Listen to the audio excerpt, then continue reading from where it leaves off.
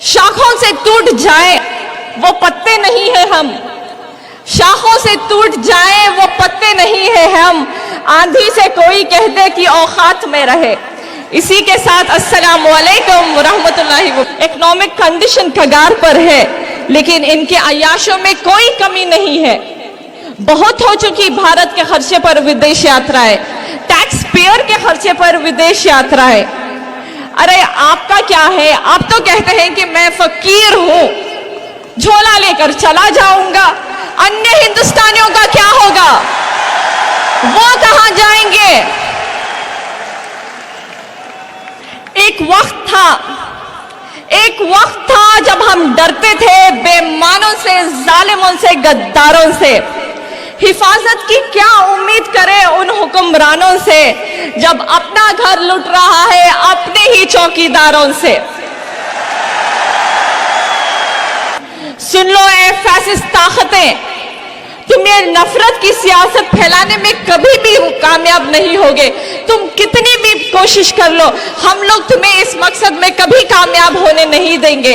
एक मजबूत चट्टान की तरह हमेशा तुम्हारे खिलाफ खड़े होंगे। न पूछो जमाने से कि क्या हमारी कहानी है, हमारी पहचान तो बस इतनी है कि हम सब हिंदुस्तानी हैं। अरे खौफ कीजिए उन मजलूमों की हाय से, कहीं खुदरत का कहर तुम पर ना बरस पड़े। और अब तो लगता है कि खुदरत का कहर बरसना शुरू हो चुका है। जीडीपी 8% से लेकर 5% हो चुकी है। ऑटोमोबाइल कंपनीज बंद हो रही है, व्यापारियां सड़क पर आ चुकी है। और एक सर्वे रिपोर्ट के हिसाब से अनएम्प्लॉयमेंट 35 साल से सबसे ज्यादा है। और एशियन करेंसी में तो हमारा वर्स्ट परफॉर्मेंस रहा है। यहां तक कि आम आदमियों को 2 वक्त का खाना खाना भी बहुत मुश्किल हो चुका है। जिस देश की अर्थव्यवस्था यानी कि आज हिंदुस्तान की हालत बहुत ज्यादा पस्त है, लेकिन जनाब कहने से नहीं थकते कि सब कुछ ठीक है। शायद मोदी जी का स्पीच का पेपर जो है बदल गया था कि वो ह्यूस्टन में जाकर यूनिटी और डाइवर्सिटी के हक के एग्जाम्पल्स देकर कह रहे थे कि सब कुछ ठीक है हिंदुस्तान में। अरे कहना आसान है कि सब कुछ ठीक है, लेकिन हकीकत कुछ और है। और हकीकत जानने के लिए मोदी जी आपको अपने विदेशी दौरे छोड़कर अपने मुल्क हिंदुस्तान में वक्त बिताना चाहिए। इनका एक नया मोटो है, या तो बीजेपी के साथ जुड़ जाओ या तो फिर जेल चले जाओ। ऐसे बहुत सारे एग्जाम्पल्स हमारे सामने हैं। ऐसे वाकयात हमें आजादी से पहले भी देखने को मिलती थी कि लोग डर के मारे बीजेपी की ब्रिटिश हुकूमत के साथ जाकर जुड़ जाती और उनकी चापलूसी किया करती थी। एक पॉलिसी और भी थी ब्रिटिशर्स की, वो था डिवाइड एंड रूल, जो आज के पॉलिटिकल फैसिस्ट लोग अभी भी उनका पॉलिटिकल हथियार बनाकर इस्तेमाल कर रही हैं। और शायद कहीं ना कहीं हमारी खामोशी की वजह से ऐसी सियासत में वो कामयाब भी हो रही हैं, लेकिन ये नहीं जानते कि ये तभी भी गलत और नुकसानदायक था और आज भी गलत और नुकसानदायक है। ये लोग डेवलपमेंट की बात करने की बजाय जो वक्त की सख्त जरूरत है, बजाय उसके ये आरटीआई, एनआरसी, ट्रिपल तलाक बिल, आर्टिकल 370, एंटी कन्वर्जन और एनआईए चेंजेस जैसे ड्रैकोनियन लॉज इंप्लीमेंट करने में लगी हैं। ये बहुत बड़ी तबाही के आसार है।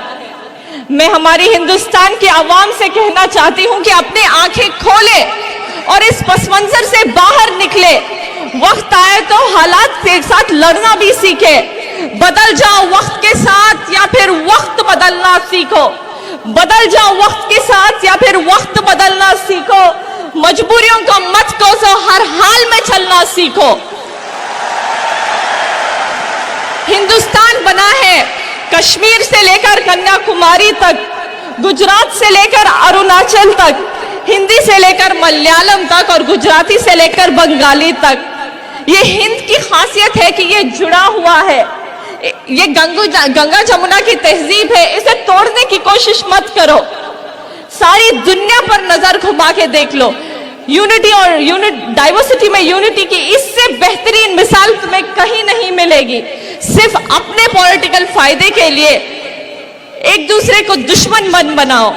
हिंदुस्तानियों जाग जाओ, अब तो जाग जाओ। जिंदा दिल है वो लोग जो बेखौफ होकर हक के लिए आवाज उठाते हैं। जो लोग चोर है, करप्ट है, जेल जाने की डर से बीजेपी में जाकर जुड़ जाते हैं। याद रहते हैं वो लोग जो मरकर भी अपनी छाप छोड़ जाते हैं, जैसे कि टिप्पू, गौरी और करकरे। बेइज्जत है वो लोग जो जिंदा रहकर भी जिल्लत में मिल जाते हैं। मैं ऐसे लोगों का नाम लेना भी गवारा नहीं समझती।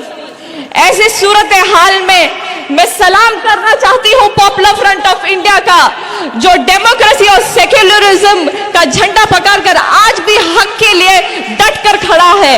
और उनका साथ देने के लिए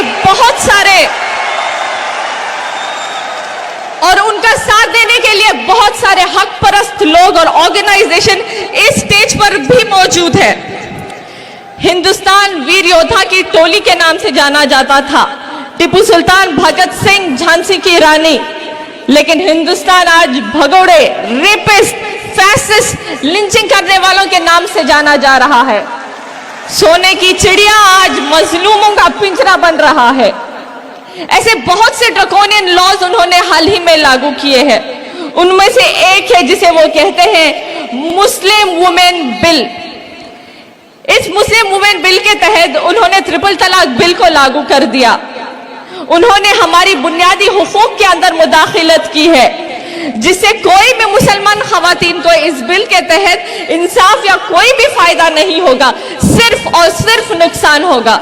अरे मैं पूछना चाहती हूँ ये हुकूमत से, अगर से वाकई में आपको हमारे मुसलमान खवातीन के हुकूक, उनके हक, उनके डेवलपमेंट के बारे में सोचना है, आइए ना, ऐसे बहुत सारे मसले हैं जिसको तवज्जो देना बहुत ज्यादा जरूरी है, जैसे कि एजुकेशन, अनएम्प्लॉयमेंट, रेप केसेस जो औरतों और बच्चों पर लगातार बढ़ रही है। इन तमाम चीजों के ऊपर तवज्जो दे। लेकिन हमारे मुल्क में तो उल्टा ही हो रहा है। रेपिस्ट को इज्जत दी जाती है, यहां तक कि उनके हक में नारे तक लगाए जाते हैं। उनका एक बहुत मशहूर नारा था जिससे उन्होंने शुरुआत की थी, बेटी बचाओ। सुना था आप लोगों ने? बेटी बचाओ का नारा सही ही कहा था, बेटी बचाओ, सिर्फ हम लोग समझ नहीं पाए। उन्होंने कहा था बेटी बचाओ उनके विधायकों से, लेकिन हम बेवकूफ समझ बैठे कि ये हमारी बेटियों की हिफाजत करेंगे। ये किस तरफ हम लोग बढ़ रहे हैं? क्या अन्य समाज भी मोदी भक्तों की तरह अंधा हो चुका है? जो कम्युनलिज्म के बादल हिंदुस्तान में छाए हैं वो बहुत ज्यादा डेंजरस है। अगर हम इस हालात में सही और गलत, हक और नाहक को नहीं पहचानेंगे तो आज जो मौजूदा हालात खराब हैं, आने वाले दिनों में वो हालात बहुत खतरनाक बनने वाले हैं। सिर्फ सोचने और पहचानने से काम नहीं चलेगा। हमें हिंदुस्तान की कॉन्स्टिट्यूशन ने ये आज़ादी दी है और ये हक दिया है कि हमारे डेमोक्रेटिक तरीके से एकजुट होकर इसके खिलाफ आवाज उठाए। मैं बस इस उम्मीद के साथ अपनी बात को मुकम्मल करना चाहूंगी कि मेरे सामने बैठे हुए तमाम हक परस्त लोग और जहां कहीं भी लोग ये पैगाम को सुन रहे हैं, कहीं ना कहीं उनके दिलों में आज भी डेमोक्रेसी और कॉन्स्टिट्यूशन पर यकीन है और उसको बचाने के लिए वो जितनी भी हद तक जा सकते हैं वो जाने की कोशिश करेंगे। और जो लोग और पॉपुलर फ्रंट ऑफ इंडिया जैसे तंजीमें जो हक को हक बोलने का दम रखती है, उनके साथ हम लोग हमेशा खड़े होंगे। नेशनल वुमेन्स फ्रंट और उन जैसी बहुत सारी तंजीमें हैं जो उनका साथ देगी, क्योंकि हम लोग यहाँ मौजूद है हालात बदलने, और मरते दम तक हम लोग ये कोशिश करेंगे कि हमारे हालातों में तब्दीली आए। ये तो आती जाती हुकूमतें हैं, इन लोगों से क्या डरना, बस दिल में यकीन और जज्बा होना चाहिए। हम लोग हर मुश्किल को पार कर जाएंगे। बस एक आखिरी बात कहना चाहूंगी, शाखों से टूट जाए वो पत्ते नहीं है हम, शाखों से टूट जाए वो पत्ते नहीं है हम, आंधी से कोई कह दे कि औकात में रहे। इसी के साथ अस्सलाम वालेकुम।